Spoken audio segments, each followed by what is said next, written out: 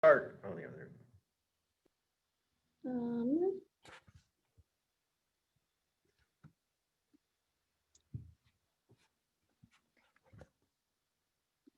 just gonna, all right, I guess we can get started, right? So, hello all, welcome to today's talk, which is a part of a series of events organized around the theme of race, violence, and health at Whitman College. I'm Sai Mamanuru, a new faculty member in the economics department. It is my pleasure to introduce you to Dr. Dania V. Francis. Um, Dr. Francis is assistant professor of economics at the University of Massachusetts, Boston. Her research interests include examining racial and socio-economic disparities in education, wealth accumulation, and labor markets. Her current work involves using experimental and quasi-experimental methods to identify the structural causes of racial and socio-economic academic achievement gaps. Dr. Francis received her doctorate from Duke University and also holds a master's degree from Harvard University and a bachelor's degree from Smith College. She is the co author of an influential paper titled The Economics of Reparations in the American Economic Review. Her research has also been published in Science, Review of Development Economics, and Review of Black Political Economy, among other peer reviewed journals. She's a board member of the National Economics Association and a recipient of the Spencer Foundation Postdoctoral Fellowship Award of 2018-19. Dr. Francis has been featured on CNBC International and TRT World. Her work has been written about on several major publication outlets. Dr. Francis was a professor at UMass Amherst while I was a PhD student there. I have over the years learned from her work and appreciated her warmth and generosity. I'm thrilled that she has accepted our invitation to share her work with us. Today, Dania will speak about Black underrepresentation in STEM fields, moving beyond deficit based explanations. Before we begin, our sincere thanks to the Genevieve Patterson Perry Endowment for the Study of Economics for sponsoring and making this talk possible. Also, just a note that this event is being recorded. Dania. Excellent. Thank you so much, Sai, for that wonderful introduction. And I also want to thank you for extending this invitation on behalf of the college for me to give the Genevieve Perry Endowed Lecture. And I'd like to thank Professor Biswas for helping organize and logistics. And I also had a really wonderful opportunity to engage with Whitman students on Monday. So I'd like to thank Professors Hazlitt, Lima, and Parcells for that opportunity. So let me begin by sharing my screen. Okay. Here we go. Okay, so what am I going to talk about today? So Blacks in the US are underrepresented in STEM fields. And this matters because it stymies innovation, it increases income inequality, and contributes to occupational segregation. And a key junction that has been identified on the pathway to a STEM career is taking an advanced placement math or science course in high school. So this is pretty important. Now, why do AP classes matter? Well, AP classes matter because they've been shown to have more effective teachers. Students who take AP classes exhibit improved academic performance overall. On average, there's increased likelihood of them attending a four-year college. They have increased access to beneficial social networks. It's been shown to improve math outcomes for minority students, which is again linked to better long-term life outcomes. And another important point is that a lot of these benefits accrue whether or not the student actually even takes and or passes the advanced placement exam. Right, taking and passing the advanced placement exam is helpful because it maybe contributes to giving you college credit. But a lot of these, the research demonstrates that a lot of these benefits accrue whether or not you even take or pass the exam. So it's really even being in these classes that seems to matter for students. And so because of the importance of this particular junction in the STEM pipeline, it's important to look at why there's such underrepresentation of both Black and Hispanic students in these advanced placement courses. right? So what I'm showing you right now is the difference between the percent of students enrolled in AP courses relative to their representation in the public school population for Hispanic, Black, White, and Asian students. And what we see here is a significant underrepresentation of Black and Hispanic students, especially in advanced placement science and math courses. Okay. So what explains this under-enrollment of academically eligible Black students to take advanced courses? Research seeking to answer this question has paralleled the literature on the explanations for the persistent Black-white test score gap, where both cultural and structural arguments have been advanced. Those who make cultural arguments or deficit-based arguments tend to theorize that Black students have less motivation, right, or less of an academic orientation, in part because they fear being accused of acting white by their Black peers. This argument is typically undergirded by Ogbu's oppositional culture theory, which posits that Blacks, as an involuntary minority in the United States, perceive structural barriers in society, such as unemployment and wage discrimination, as inhibiting their chances of successful life outcomes. As a coping mechanism, Blacks then adopt an oppositional cultural stance, devaluing the attitudes and behavior that typify the dominant culture, such as studying hard, speaking properly, right, and dressing in a preppy manner, right? And so, although many researchers have since tested and failed to find support for this oppositional, culture theory, it continues to resurface as an explanation for differences in Black and white academic outcomes. Structural arguments, on the other hand, include differences in prior academic preparation, the differential likelihood of teachers and academic counselors to encourage similarly qualified Black versus white high school students to take advanced coursework, racial wealth disparities that lead to differences in the access to resources that make AP courses less intimidating, like outside tutoring, and a lack of access to social circles where students and parents trade knowledge on the best courses to take. Okay, and so why do these different sources of explanation matter? Well, it matters because the policy solutions are very different, right? If you think the explanation is cultural or deficit based, then you support organizations like My Brother's Keeper or other mentoring programs, right, that encourage Black students to somehow change or adapt their behavior so that they perform better, right? But if the explanation is even partly structural in nature, all of these behavioral interventions in the world won't fully address the gap, and in fact, could be even more harmful to the underrepresented students who have, quote, done everything right, right, but still don't achieve at the level of their white peers. So there's a danger also in giving schools and public institutions a pass on having to do the hard work of examining their policies, processes, and structures for inherent biases by simply placing the onus of responsibility on Black students themselves. And so that leads into what I will and won't try to do today. So, what I won't try to do today is convince you that there's little or no merit to these cultural or deficit based explanations.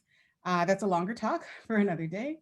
But what I will try to do is try to convince you, based on the research that I've done and that others have done, that if there are structural barriers that do exist that are preventing some underrepresented students from AP courses, and therefore policy solutions that are aimed only at addressing cultural or deficit-based sources are going to miss the mark. So my goal then is for us to move beyond the deficit perspective.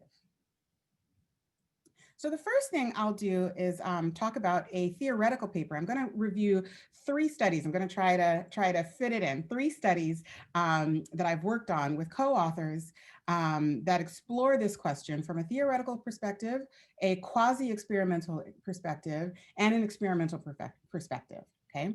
So on the theoretical side, the most rigorous theoretical treatment in economics comes from a paper by Austin Smith and Fryer in the 2005 Quarterly Journal of Economics. Okay, they use a 2-audience signaling model in which educational investment produces a signal that can result in high wages, right? So if you invest in education, you can get high wages. But they also set it up so that, on the other hand, the signal also can result in peer group rejection. And so they've already set it up inherent in their model that educational investment somehow results in peer group rejection. And then, and the idea of educational investment, it can take the form of studying hard, right, to get good grades or taking an advanced course. And so an equilibrium result of the Austin Smith and Fryer model is that some students will underinvest in their education in order to be accepted by other peer group members. Okay, so they'll choose not to invest in their education in order to be accepted by their peers. And as the authors themselves point out in their concluding remarks, there's nothing in their model that supports the notion that Black students are any more susceptible to this educational underinvestment than other groups. However, a large part of their manuscript is devoted to describing anecdotes that ascribe the acting white phenomenon, particularly to Black students, right? So even though nothing in their model says it, they let us know that nothing in their model says it. They do spend a lot of time in their paper talking about Black students and this acting white phenomenon.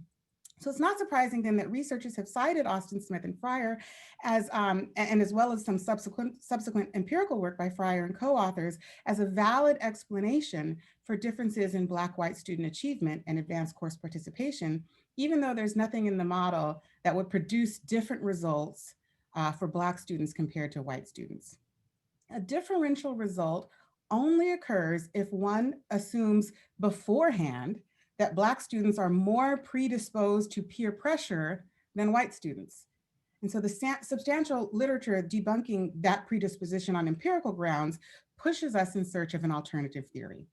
And so I'm going to show you some of our some slides that have our theoretical model. I'm not going to go through the entire theoretical model. I'm just going to present the fact that it exists and talk through it. So in our paper, in this Francis and Darity 2020 paper in the Journal of Economics, Race, and Policy, we propose a model that demonstrates how group differences in educational investment decisions, i.e. the decision to take an advanced placement course, can arise even in the absence of group level differences in underlying incentives or behavioral propensities. Right, so we're not going to assume that Black students have any underlying differences in their behavior, okay? In our model, students gain peer group acceptance by spending time with other peer group members. This can occur both in leisure time and in class time, okay? Provided enough members of their relevant peer groups also take the same academic courses, okay? So there's no inherent assumption in our model that academic success automatically goes with peer group rejection, right? You get credit with your peer group as long as you're just spending time with them. So you can spend time with them in your leisure, or you can spend time with them in class if enough of them are in your class together, okay? And so this produces a situation or scenario in which taking advanced courses is a complement to peer group acceptance for some students, those who have enough peer group members also taking advanced courses, and it's a trade-off for other students, those who do not have enough peer group members in their advanced courses. Structural and historical forces, such as racialized tracking and decades of underinvestment in schools attended by Black students, that contribute to a historical underrepresentation of Black students in advanced courses, can create an environment where Black students in advanced courses are more likely to be isolated from other members of their racial peer group relative to whites. In this way, our model is distinct from theories like the acting white hypothesis that assumes some sort of cultural or non-cognitive skill deficit on the part of Black students, right? It's a structural story of social isolation. Okay, so I'll turn now to the quasi-experimental evidence. This is a paper that I've also done with Sandy Darity that is forthcoming in Russell Sage Journal. And in here, we investigate whether or not this history of racialized tracking that I mentioned in the theory paper does contribute to the under-enrollment of Black students in advanced placement math courses. Research by sociologist Carolyn Tyson and co-authors sheds light on the debate between cultural and structural explanations of Black-white differences in AP course taking. attempt to explain Black student underrepresentation in AP math courses and to investigate the acting white hypothesis as a potential explanation, Tyson and her team interviewed and observed dozens of high achieving Black high school students in North Carolina. They found that Black students are more likely to point to a fear of failure than a fear of peer rejection as the reason for not taking advanced courses. They also found that Black students' aversion to taking advanced courses was more salient in school settings where the school composition, was racially diverse and there was a clear divide, right? A clear racial divide in who was taking the advanced courses and who was taking the more remedial courses, right? It was really only in these situations where there was racial diversity and a clear visible divide in who was taking which courses that this idea of possible peer rejection came up in Tyson's work, okay? So what do we do in this paper? Our contribution, we test empirically whether or not current racial divisions in advanced courses can perpetuate future racial divisions. So conceptually, we ask the question whether a Black ninth grade student who arrives on a high school campus in ninth grade is more likely to take an advanced placement course by the time they graduate if there are more Black upper class students taking those courses when they arrive. Okay, so looking at this, going back to this division. If this division looks more equitable, where it seems like there are more Black students in these upper classes, is it more likely that that ninth grader will take a advanced placement course themselves? And the presence of Black junior and senior students in advanced courses may serve to reduce the fear of failure that the students in Tyson's study pointed out through a role modeling effect. Their presence may also make advanced courses seem less racially isolated spaces. So our analysis in this empirical paper does not enable us to distinguish between, role modeling or social isolation as a cause. However, it will provide evidence as to whether racial segregation within schools can self-perpetuate even in the absence of specific policies or actions by school administrators.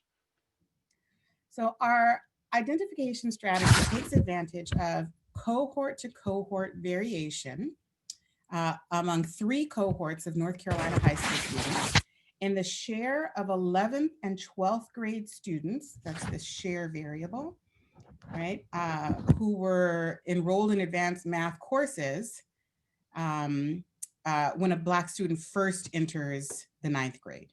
Okay, so we're going to estimate the probability that that student ever took an advanced math course as a function of the share of upper class students, and we're going to control for other characteristics, student controls, school level, school fixed effects, and district and cohort controls.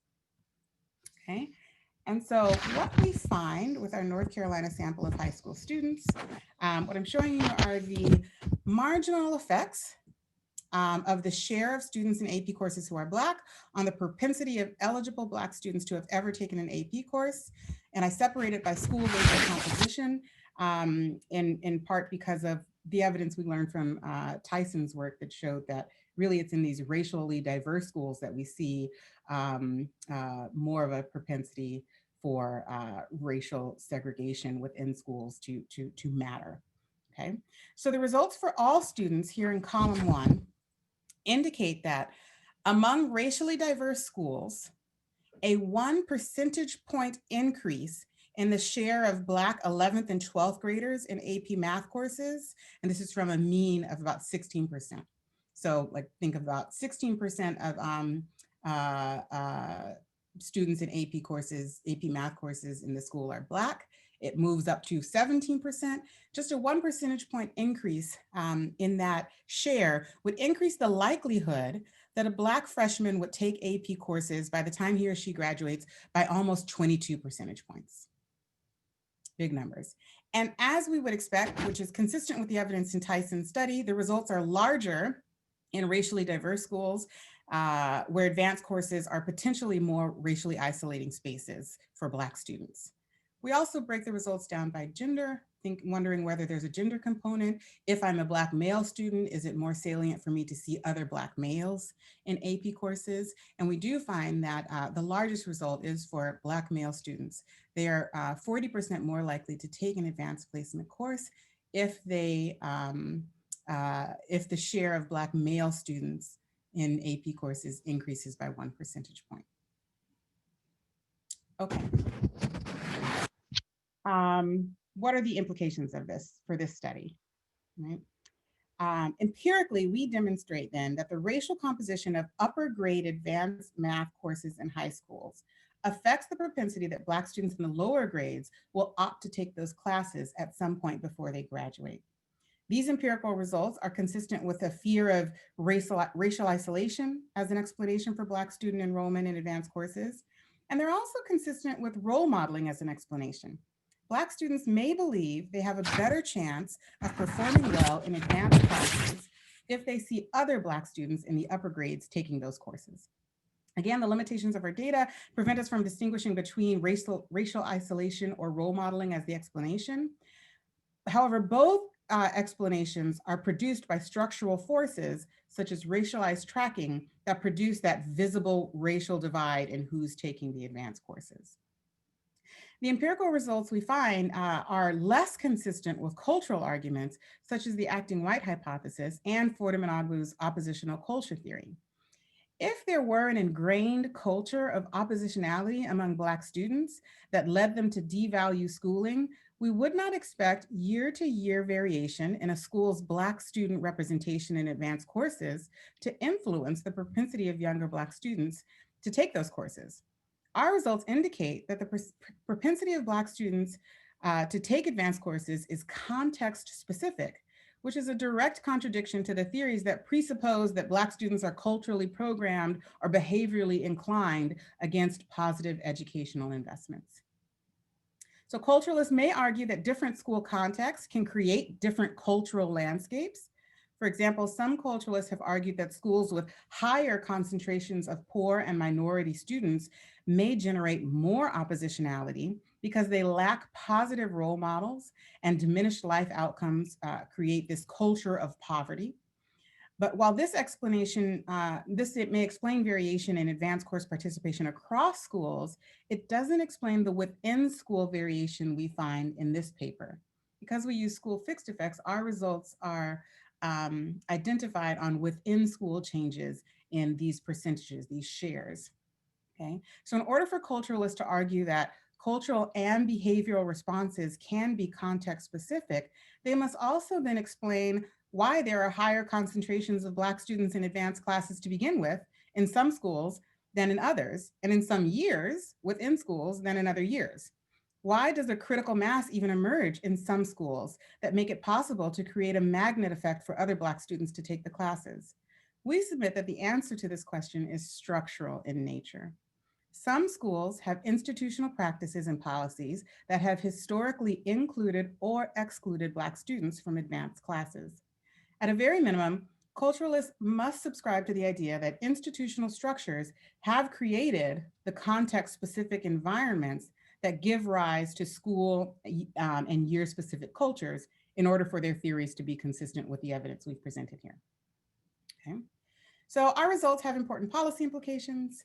Once the initial crowding of white students into high-level classes and Black students into low-level classes has taken place, the process of maintaining the effects of racialized tracking becomes self-enforcing, self-reinforcing, right? Even if nobody had a specific policy, or even if there was no biased mechanism happening, just the fact that this racialized tracking is visible is enough to deter future generations from in those schools from taking those courses. Moreover, there's no natural self-correcting mechanism to reverse this trajectory. So in order to address within school segregation, it's not sufficient to simply eliminate overt practices of racialized tracking, right? The legacy of segregation can generate continued segregation even in the absence of formalized tracking. So instead, schools would benefit from a concerted short-term effort to increase Black student enrollment in advanced courses This effort should obviously be coupled with increased academic support for students who do enroll and may need that additional support. Given the empirical results in this study, the boost for enrollment of one cohort of students could possibly encourage the next cohort of students to enroll and the next cohort after that. Therefore, a short-term effort could lead to longer-term benefits in terms of closing the advanced course participation gap. Okay, and so the final study I'll talk about is a study with Angela de Oliveira and Carrie Dimmitt, both at UMass Amherst, that is now published in the BE Journal of Economic Analysis and Policy in 2019. And this one presents experimental evidence on one of the possible ways that we might have arrived at this history of racialized tracking to begin with, right? So what we do is we conduct an audit study because we're interested in the question of whether or not bias exists in who gets recommended to take these advanced placement math and science courses. So audit studies have been used to investigate discrimination in labor markets, real estate markets, consumer markets. One of the more well-known studies by Bertrand and Mullinath in 2004 is Are Emily and Greg more employable than Lakeisha and Jamal, which was a resume study where they sent out matched pairs of resumes that the only thing that they changed on the resumes were the race and gender signifying of the name at the top of the resume. And they find that the resumes that had white identified names were more likely to receive callbacks than for jobs from employers than the resumes with Black identified names. Okay, so we're going to use this methodology. And we went to a conference of school counselors, and we had a booth, and we asked them to take a brief survey because we were interested in understanding more about the process for recommending students for advanced placement calculus courses. And with that survey, what we did was present them with transcripts and ask them, would you recommend this student for an advanced placement calculus course? And how prepared do you think this student is on a scale of 0 to 10? Okay, and I know this is kind of small, so I'm sorry about the small writing, but this is just giving you an example. We gave each of the counselors 2 baseline transcripts where every counselor got the same transcript.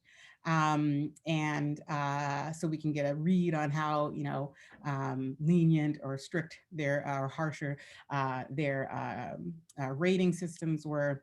And then we gave them, this is what the student did in their 9th grade year, their 10th grade year, the 11th grade year, and we're wondering whether they should be taking AP Calculus here in their 12th grade math year. We told them we were also giving them the comments from their math teachers, their prior math teachers, and here you can see it has their grades, it has whether they've taken honors, H or AP courses before, and then it shows GPA, okay? And what we did is that we changed the names at the top. This is one of the baseline type of transcripts, so it doesn't have any identifying features in the name. We changed the names at the top to be identifying of Black female, Black male, white female, or white male names. And we also included a 5th random intervention or treatment where we just blinded the contact information. So we blinded the name so that there was no name visible. So participants in our study got randomized transcripts. We also, I won't go into detail about the different types of transcripts, but we also had treatments based on the strength of the transcript, whether it was a really strong or borderline. I'm just going to show you right now, in the interest of time, the results from our very strong transcript, okay? So, really quickly, sorry, our sample demographics, you can just see that the school counseling industry as a whole is very much an industry where women predominate. Nationally, it's 77%. Our sample is 86%. By race and ethnicity, you can see we're slightly overrepresented with Black school counselors in our sample, but similarly represented with Hispanic school counselors. And then something to take note of, just because of where we did the study, we are skewed a little bit geographically to the South and the West. Okay, so So our strong academic, strong behavior transcript, I'm going to show you what it looks like. This is the blinded version. And you can see this is somebody who has taken honors courses before with the H's. They've taken AP courses before. They're getting A's and B's because of weighted GPAs where AP and honors courses are worth more GPA points. They have a GPA that's even above 4.0 on this 4-point scale. So this is a really strong student, strong transcript. The comments, a pleasure to have in class, puts forth best effort, always stays on task. We vetted these transcripts with school counselors in the field, and as we would suspect, most school counselors view this as a very strong transcript. Okay, so when we look at whether or not this transcript was recommended for advanced placement, 100% of the school counselors in our study that received this transcript that was blinded said, yes, I would recommend this student for advanced placement calculus. And on a scale of 0 to 10, there's a mean preparedness score of about 8.3. And you can see the distribution here of the scores. It's pretty much skewed over here to high ratings for preparedness. Okay. Now I'm going to show you the race and gender breakdowns. And what we see is that for the Black male, and white female transcripts, the only thing that was changed on the transcript was the names at the top. The transcript remained the same. We see the 100% likelihood of recommendation, right? And the mean preparedness scores 8.7, 8.4, 8.4, similar to the blinded version. But for the Black female transcript, school counselors were only 79.4% likely to recommend that transcript for advanced placement courses. This is a significant difference. And the mean score was a 6.9, and you can see more uncertainty and dispersion among whether or not this student is prepared. The only thing that changed was the name, and it was signifying of a Black female name. And that was enough to make the counselors who saw this transcript really less sure that this person should be allowed a spot in an advanced placement calculus course, and less sure about how prepared this student was. Okay. And so an implication of this study, we find that even high achieving Black female students face additional barriers to entry into advanced placement calculus courses, which again is an important part of the pathway to STEM careers. And so concluding thoughts, how do I tie this all together? I've shown you a theory paper, a quasi-experimental paper, and an experimental paper that all point to structural explanations for differences in advanced placement course taking among Black students and white students in the US, right? And so whether or not you continue to believe some of the deficit-based explanations, the cultural explanations that I discussed earlier, the fact that there's also evidence that there are structural barriers facing Black students that white students are not facing, right? That are keeping them out of these advanced placement classes. And if we only focus on the cultural solutions, the deficit-based solutions, more and more mentoring programs, right? And we don't actually address the structures within our school systems, then we are going to miss the mark and we're not going to address these achievement gaps. And I will stop there, and I guess we can open it up for questions. Oh, I will say, hold on. Thank you. Thank you so much, Dania. If you have any questions, could you put them in the question and answer box, and Alina or I will ask Dania the question. And while we're waiting for you guys to formulate your questions and enter them into the Q&A box, I'll briefly introduce myself. I'm Lena Knight. I'm a professor in the biology department and currently serving as a director for the Center for Global Studies. I'm very pleased to have Dania Francis here. Thank you so much, Dr. Francis, for that illuminating talk. I can't help but see red when you're showing me that data at the end with regards to surveying high school counselors in terms of placement for students into AP classes. And to get the ball rolling, maybe I can offer sort of the kickoff question, and that is um, to ask you how we translate this information to the college arena. There are certainly structural differences in terms of how students distribute themselves into courses. There are also substantive differences in terms of cultural and sort of social commodities and how students are identifying themselves. And as a neurobiologist, I can't help but also recognize that there are also developmental, behavioral and social developmental issues that might be very different for these students. So when you're thinking sort of holistically about your data, how do you, what advice do you offer to faculty in the sciences and STEM fields that are really trying to find ways to address retention recruitment issues for Black students in particular in STEM fields? What do we think about? Where should we be focusing? That's a great question. So, yeah, and I have multiple answers, and I try not to ramble, so I'll try to keep it concise. But one thing we know is that similar things do occur at the college level. I was just reviewing a study today by Milkman, Catherine Milkman, and co-authors that was looking at whether or not professors emailed back a student that emailed them, and they were, less likely to send emails back to, minority students, female students, right? And so even thinking about and looking at our own behaviors and our own sometimes implicit biases, right? It's important to look within and see what are we doing. In our departments and in our colleges, we can look at things like our prerequisites.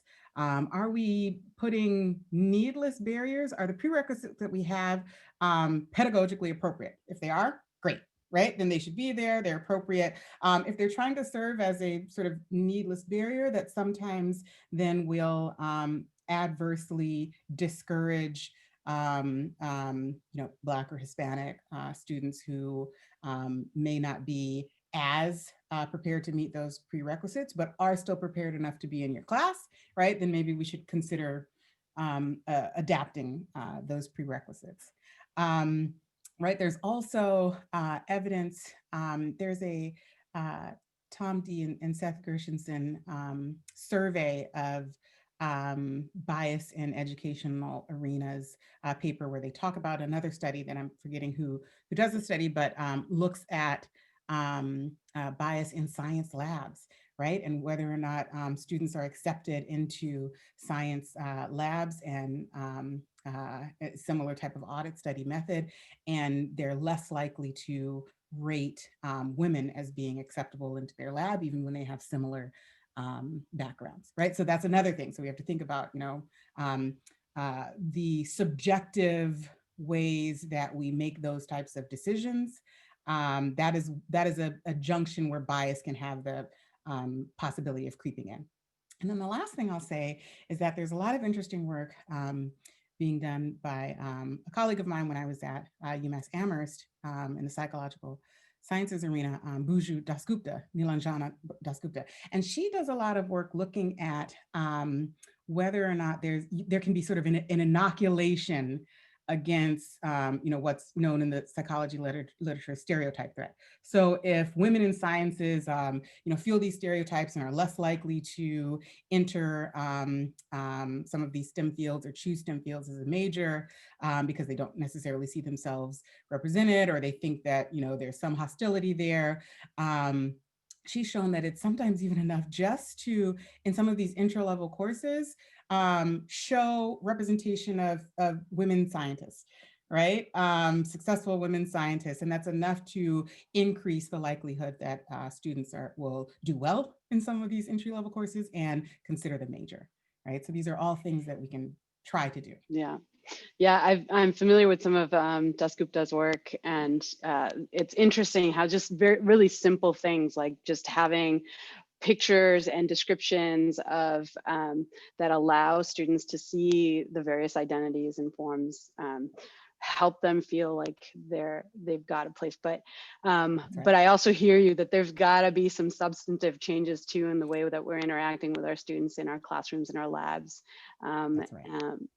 So I have one other question from Heidi Chapin that kind of rolls along the same vein, and then we'll maybe transition, which is to ask, what about from the perspective of admissions? So she is currently in our admissions office, and so she'd like to know, how do we change or address what kinds of attitudes might be beneficial in that setting? Yeah, that's interesting, and it's also can be kind of a like a lightning rod topic, right? When we think about any sort of discussion of race, gender, preference, and ethnicity in admissions. And so one of the things that just kind of comes to mind is just doing our part to continue to reframe the conversation around what it means to have preferential treatment in admissions. And one of the things that I teach an economics of education course, and I also teach a political economy of Black America, and we discuss this question of affirmative action. And the recent court case with Harvard provided an interesting thing to talk about, especially after the research that was done. There's an NBER, National Bureau of Economic Research paper, where they used the data that became public from that trial to show that a lot of the actual preferential treatment that was happening in Harvard were legacy students, deans, preference students, which are donors, often children and relatives of donors, athletics, and then children of faculty and staff, right? And so I'm not saying that to say that, oh, those preferences shouldn't exist. I'm just saying, if someone is coming in and saying, oh, that Black student took my spot, right? First of all, was it your spot? Second, was it that Black student or was it that legacy admit, right? Like, there's a whole host of things going on in admissions that are difficult for colleges to talk about, right? Because it all relates to how we run the college and bring in money and do all these things. But we shouldn't let those conversations fall on the backs of minoritized populations. We have a question here from Moira. Can you speak some about your results on the less strong transcripts? I can. Thank you for asking that. Let me, I'm going to go back and share my PowerPoint because I'm an academic who always comes with additional slides. So let me click through to show you. Okay, so what we did was we varied the transcripts by academic strength and those behavioral prompts, the behavior strength as well. So those comments were either positive or less positive from the math teachers, and the academics were either really strong or what I call borderline, but what are actually pretty good academics. So for our borderline advanced placement course, this is a student who's got 3.77 GPA instead of the 4.02, right? They might have taken fewer honors courses and have slightly lower GPA, but this is still a good student, okay? And when we look at this student, again, this is the result for the blinded version. They are less likely to be recommended. Remember, the 100% was the likelihood for the slam dunk transcript. So this is 89.3%, and there's more uncertainty on how prepared this student is, okay?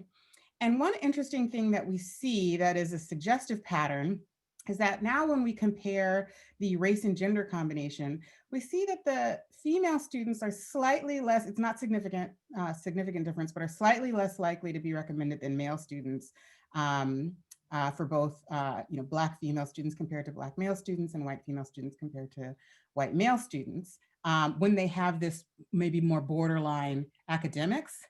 And then I'm going to fast forward and show you that, however, when the behavior is borderline and the academics are strong again. So again, this is now the comments are like easily distracted, does not always put forth best efforts, but the grades are still good, right? When we see this, we end up seeing a result where the male students are slightly less likely to be recommended than the female students. And this kind of conforms into what we know about gender biases in educational spaces, right? If we think women are less capable of doing math, then we get a signal that this transcript may be sort of borderline, and then it confirms our bias and we're less likely to recommend them, right? If we think male students can tend to be more disruptive and female students are, nice and behaved and do all their work, right? Then if I do get a signal that shows me this male student might be more disruptive, then that pushes me to be less likely to recommend them, right? These are suggestive because they're not significant. And then finally, this borderline transcript, which is both the borderline academics and behavior, much less likely to get recommended, lower mean score. And again, we get back to the result where the Black female student is the least likely to be recommended at 50%. But we also have this interesting result where the white male student is significantly less likely than the blinded transcript to be recommended. And part of our explanation for that is that research does demonstrate that teachers, counselors have higher expectations for white male students. And so when those high expectation priors are met with this signal that shows, oh, this student isn't as good as I thought, with my prior that they should be, right? It kind of shocks you into thinking, no, this student is not prepared. I hope that answered your question. So Dania, we also have we have a couple of questions. I think one you answered already, talking about a sort of a less strong transcript, but we have an attendee that's asking a question about whether you were able to collect information on the high school counselors themselves, and whether those counselors might have experienced a positive or negative AP Science, college science class, and that might also bias the way that they're perceiving transcripts. That's a great point. So we did collect some limited information on the school counselors. So we are able to tell the school counselors, right, race, ethnicity, gender, experience, and we were able to, and we asked them we asked an open-ended question about what went into their decision making. And so just so you see, we did also, I was showing you sort of the raw statistics. We did also estimate both the likelihood of recommendation and the ratings, controlling for some of these school counselor characteristics, right? And the baseline transcripts ratings, and we had similar results. So the short answer to that question is yes, we did collect some information on school counselors. We were not able to stratify the sample by, say, for example, looking at Black school counselors, comparing them to white school counselors, because there's so few Black school counselors, both in our sample and nationally. Also, there's so few male school counselors, so we really couldn't. But what we did do things where we said, let's look just at female school counselors and see, were the results any, indicative of any sort of smaller bias than the overall sample. And we really didn't find any evidence to suggest that. So I will say that we are launching a broader nationally recruited sample where we will also do things like test for statistical discrimination, implicit bias. We'll have students participants take an implicit associations test, and we're going to have a much richer list of demographic characteristics. Even, what was your, what do you view your own socioeconomic status, like all these types of richer covariates. And then also to the questioner's point, we're going to be able to say something more about school context, because we're going to link school counselors to their schools, because we think context does matter. So, are you in a school that has, 50 advanced placement courses? Are you in a school that has 2, right? And that matters, and that affects whether or not you are more inclusive or exclusive. But it is interesting. We never thought about asking the school counselors about their own experiences with math or science and their own comfortable level of comfort, right? And that's an easy thing to do on Qualtrics with a sliding scale. What's your level of comfort, in math, right? Like, so that's an interesting thought. Thank you. So we have a couple of questions here.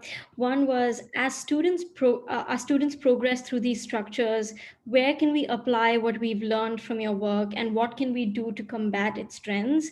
And similarly, what are some examples of structural solutions? Is addressing implicit bias a large part of the solution? And if so, can this be achieved on an institutional level, or is it on faculty or administrators to address their individual biases?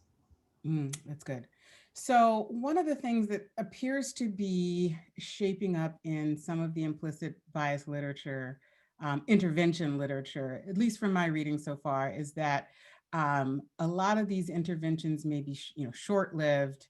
So maybe if I tell you right before you make your ratings, I, give you an implicit bias training, and then you're aware of it, and maybe you do better, right? But next week, it's gone, right? And we can't give people implicit bias trainings every week. So, it's not clear to me that that an effective strategy is to do these sort of wholesale implicit bias trainings. But what we can do then is, if there are junction points that we think bias may be an issue, right? We can try to provide backstops. We can try to provide policies where we have a broader coalition of people who weigh in and voices. So, for example, in the AP calculus selection, right? If it's just the school counselor that has a say, which I will say, like, these things happen differently across different school districts, right? Like in some places, school counselors have a heavy say. In some places, parents and students decide, and the school counselor just checks it off, right? Different things happen. But even in those places where the school counselor doesn't have a lot of say, school counselors have the ability to differentially encourage some students and discourage others, right? There's qualitative work by Yonezawa, Wells, and a third co-author, and I'm sorry, that shows, that goes into detail about students' experiences with, being differentially discouraged or encouraged to take advanced placement courses. So, there should be within schools, I say we should use some of our machine learning, not as the solution, but as a backstop. So say, for example, I'm a school counselor and I'm in, one of these larger urban schools. I've got 300 to 500 students I'm responsible for, right? Maybe the machine learning, looks through all the course assignments and then spits back to me, oh, look, here's this list of students who look a lot like the students who are in advanced placement courses, but this student isn't. Maybe circle back around to this student and see if that's something they're interested in, right? So a way to say, what did I miss? Maybe with my own, potentially my own biases, or what did I overlook? And can we circle back around to it? And the other thing is, again, to get a broader coalition of people involved, parents, teachers, counselors, the students themselves in the decision making, so it's not just one person's potential bias.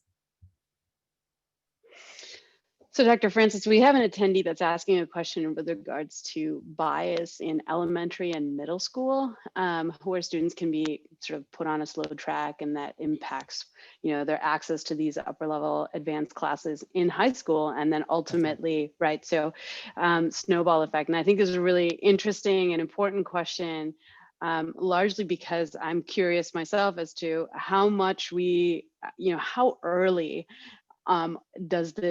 do we need to drive these interventions? And is there a remedy for that sort of at a later time point, like at the college, early college years? That's right.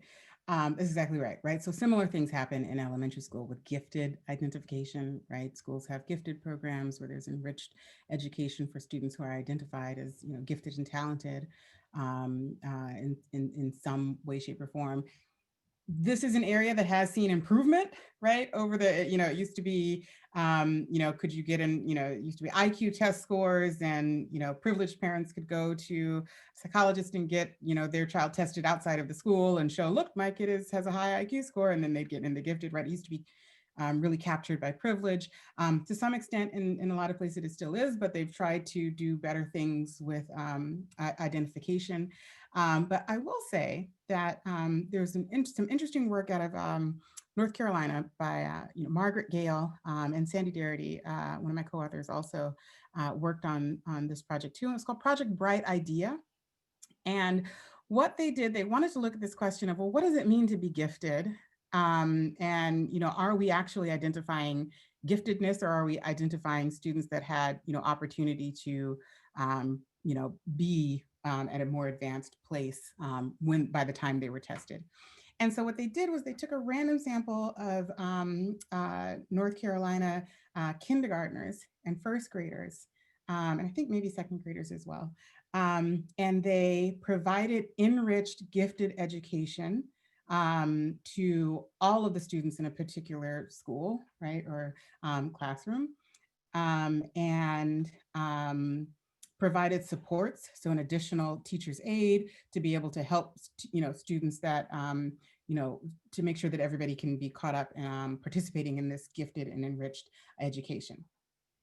And then by the time the students got to third grade in North Carolina and were screened for gifted identification, they found that the students who had the enriched education all along were much more likely to be identified as gifted, right? And so what's that saying is, well, who are we identifying as gifted, and why can't we, if we have the capability, give everyone an enriched education, right? And in part because even in the face of this evidence, right, I think what you end up seeing is you tell this to parents and parents go, oh, this is great. I think that's wonderful. We should provide everyone access to this gifted enrichment education. Now, will there also be another level though for my kid? Right, right? There's always this, I don't know, right? There's this, so it's hard. It's a political thing within school districts and parents, and there's a lot more science involved in the debate on gifted education than I'm presenting to you right here. There's years of folks who do research on gifted education, and so it's not as simple as what I'm showing, but I am telling you that there is something to the idea that if we're starting so early identifying who should be privileged and who shouldn't, by the time we get to high school, how can you make it up? There was one question here, you've spoken maybe a bit about this, was about intersectionality in biases. So Chanel is saying, I've thought a lot about how interventions for reducing disparities in STEM have often focused on women, which typically means white women. So how can we best tackle this from the administrator teacher side? Can we teach intersectionality? How can we recognize intersectionality in biases better? That's great. And I think, thank you for that question. I think we need to be deliberate, right? That's right. We can't just, we can't just talk about, women. We can't just talk about minorities, right? Because what we're seeing in the last results of the experimental paper that I showed you was that there was something particular going on with, Black female students, right? And so I think, part of what that means is making sure that in our own understanding of what's going on in our own programs and our institutions, we need to disaggregate our data, right? We need to not just have, an understanding of, who are our majors by gender, who are our majors, right, by race, right? But we need to really disaggregate and get to know what's going on and identifying, and where are we losing students, right? Did, a significant number of Black female students decide to take, our intro micro, we'll talk about economics, right? Our intro micro sequence, and then all fall off, right? Like, what are we doing in our intro micro sequence? How are we teaching it? That's really, pushing away Black female students, for example. And so that's getting to know our data can get to show us where we can have these interventions and where we might be falling short. So we're coming up on 5 o'clock, and Dr. Francis has kindly offered additional time to answer more questions, and we do have more questions in our Q&A that we'll continue to ask of her. But but I invite our attendees that have to leave to leave. But I'd like to thank Dr. Francis for her time, and to Sai for all of her work, making sure that we have Dr. Francis's brilliance here to share with us. And I also wanted to let Dr. Francis know that there are many attendees that say thank you and acknowledge the high quality of your talk. So with that, let me ask you another question, which I think one of the attendees is asking regarding your research and how you, what you're going to do next. What are the next steps? Where do we go with this?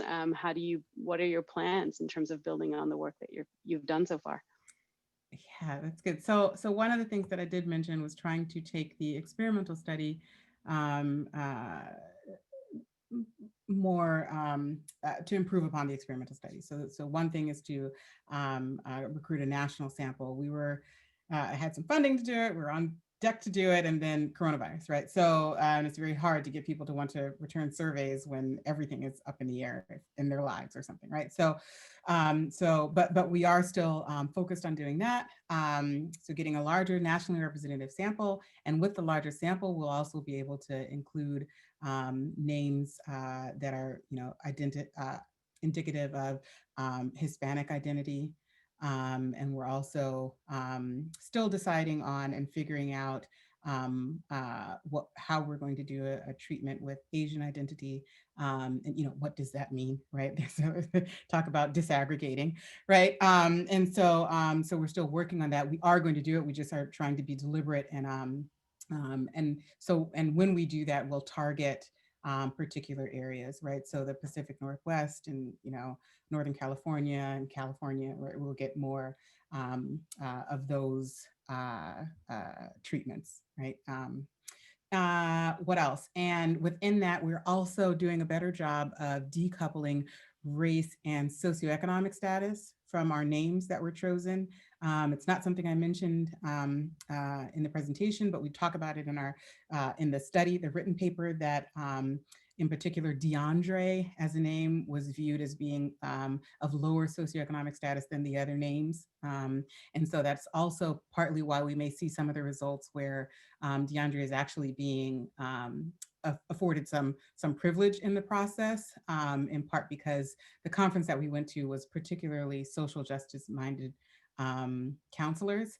And so we thought maybe we wouldn't see anything because these are counselors who think about these issues, but we still have the results with the Black female name, which was interesting. But we think what was happening with DeAndre possibly is that school counselors were being corrective, right? Oh, here is this lower SES Black student who's actually doing really well. Yes, this is good, right? So we don't know. So we're able to address that a little bit more with our name selections for the larger sample. So that's that study.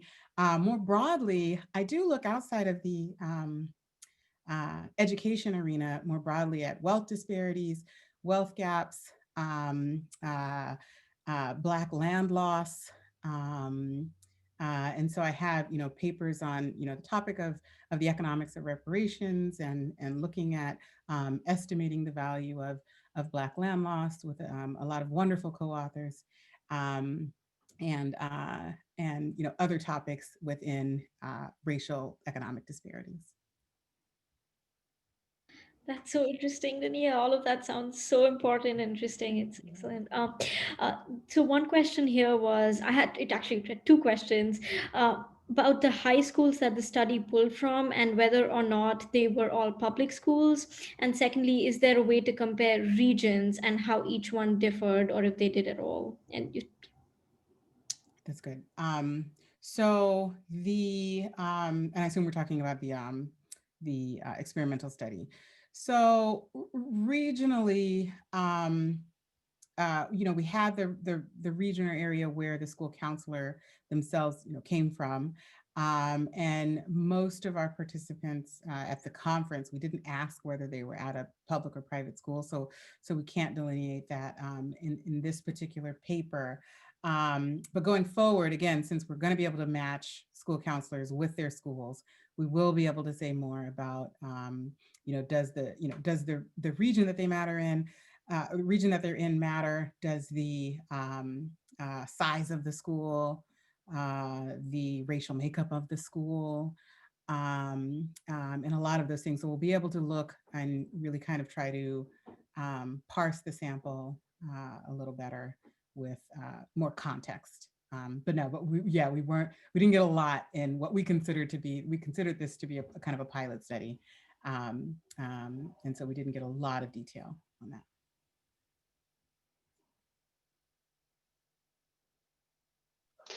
So we have another question here with regards to, and this is from Professor Boland in chemistry, who's asking, do you know if support classes, and by that I think he's meaning like remediation classes, that wind up racialized because of pipeline preparedness are beneficial or harmful to later pipeline persistence?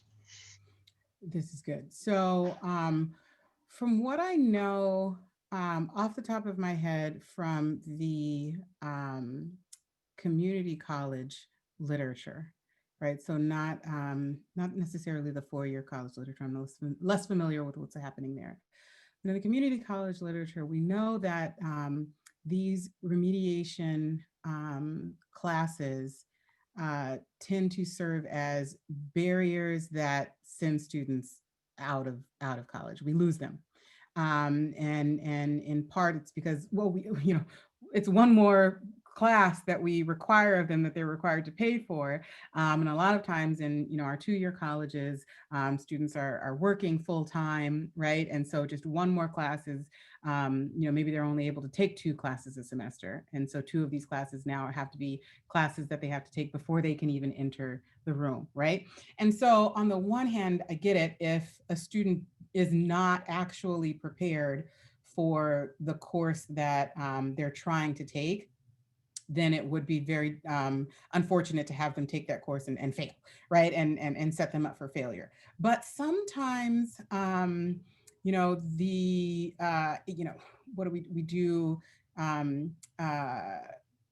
Reading and math entry exams that we just require them to come to the college on a Saturday or a Wednesday night and take this 2-hour exam and say, okay, yes, you're not prepared. You have to take this whole other course, right? Do we really know that this person is not prepared? Or is this somebody who doesn't test well?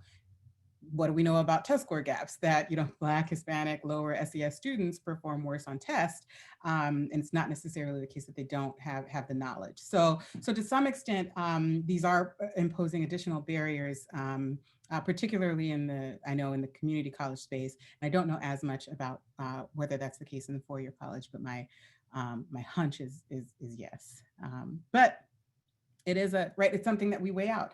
Right? You don't want to set a student up for failure by having them take a course that they're not prepared for. Dania, I want to check if are you still? I'm fine. Okay, Yeah. can we? Okay, so there is one question about letters of recommendation. It says an area where implicit bias has been shown to cause differential outcomes is in recommendation letters. Recommendation letters from profs are so important for graduate school entry and of gaining entry level work. What might it look like if there was a structure or practice where a recommendation letter could be evaluated by a panel or a third person to give feedback to the letter writer prior to the letter writer submitting the letter? Yeah, that's interesting, right? And it's interesting because there's so many different conventions, even across our fields, with what's expected, right? In recommendation letters, and what's expected from someone who's coming from the UK versus someone who's here in the US, right? I've been trained that a letter from the UK that's like this was a great student is like glowing, right? And we're like this notion of so that's right. It's this is a very subjective area. So I guess what I have to say about that is within our own spheres, if we're thinking about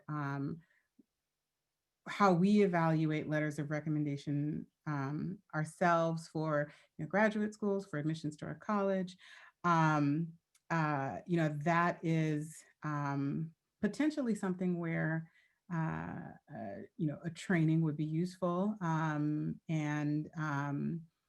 like the idea that the questioner posed about, sort of a panel to kind of look and give feedback and know. Maybe within our own departments, right? One thing we can do is volunteer, on a voluntary basis, have other members of our department read our reference letters, and we can compare and decide and think about, is this how, I thought I was being harsh, or I thought I was being nice, or I thought, right, like I think that's a good idea. But you're right. To long story short, this is an area of subjectivity. Sometimes I don't necessarily even myself, when reading recommendation letters, put a whole lot into them unless they are particularly negative or something, right? Because most people are going to say positive things about the person that they agreed to write a recommendation letter for. So sometimes, a particularly negative letter is sending a signal, but even then, right, it's important to check my own bias, right? Like say, is this negative? Or that's a great point.